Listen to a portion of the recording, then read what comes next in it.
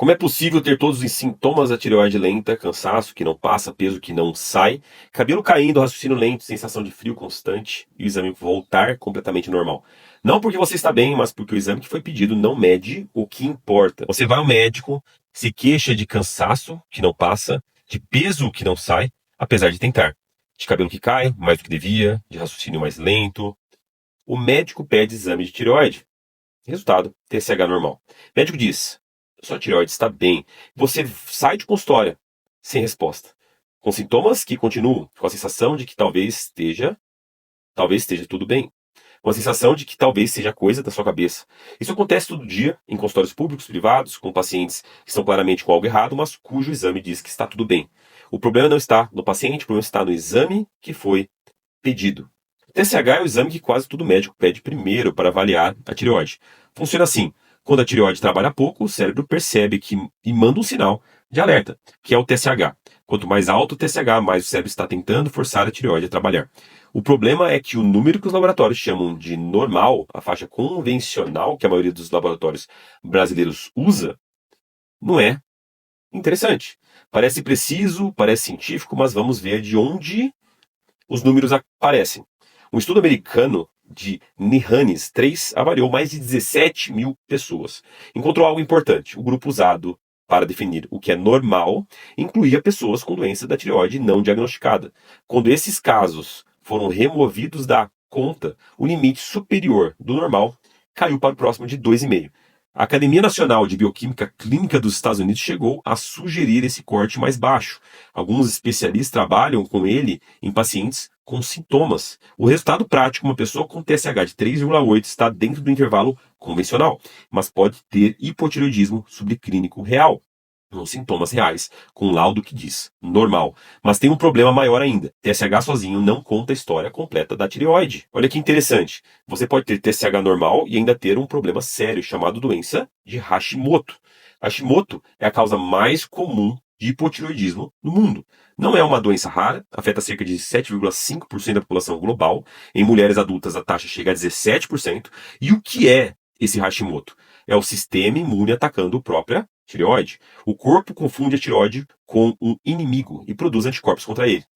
Com o tempo, esse ataque vai destruindo o tecido da glândula.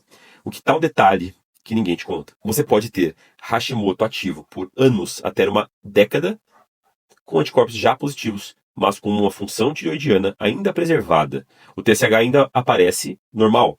Durante esse período, os sintomas aparecem e somem sem explicação. Fadiga, névoa mental, queda de cabelo, humor baixo, tudo sem diagnóstico. Não é incomum esses pacientes receberem diagnóstico de ansiedade, depressão ou síndrome do pânico antes de alguém investigar a autoimunidade tireoidiana.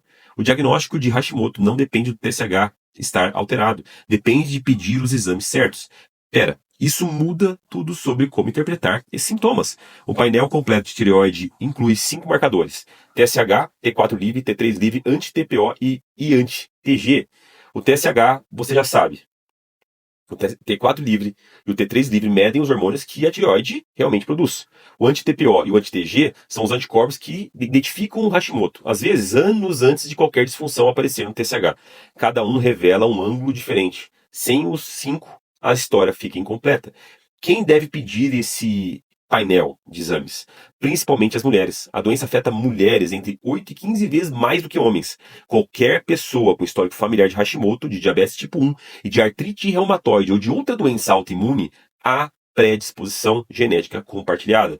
E qualquer pessoa com sintomas que parecem inespecíficos, mas se encaixam no padrão: fadiga que não melhora com sono, ganho de peso sem mudança de dieta, queda de cabelo difusa, intestino preso e sensação de frio fácil, raciocínio mais lento, humor deprimido sem causa clara. Separados, cada um desses sintomas pode ter muito mais causas, mas juntos, especialmente em mulheres acima dos 30 anos, tireoide precisa ser investigada com painel completo. O que você pode fazer com essa informação? Na próxima consulta, peço 5: TSH, T4 livre, T3 livre, anti-TPO e TG e anti-TG. Se o médico questionar, você pode explicar que quer entender só se a tireoide está funcionando, mas se a autoimunidade ativa antes de qualquer disfunção aparecer no TSH. Médicos bem informados reconhecem a lógica quando apresentada de forma clara.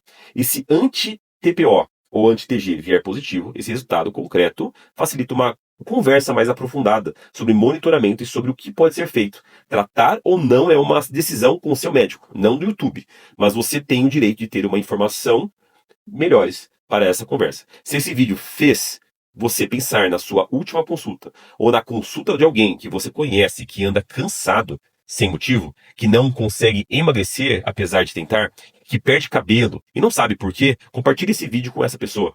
Pode ser o que ela precisa para pedir o exame certo. Se inscreve no canal, toda semana tem um vídeo assim. E o próximo vídeo que eu recomendo é sobre inflamação crônica de baixo grau. O processo silencioso que nenhum exame de rotina detecta e que está por baixo da maioria das doenças crônicas. Te vejo lá.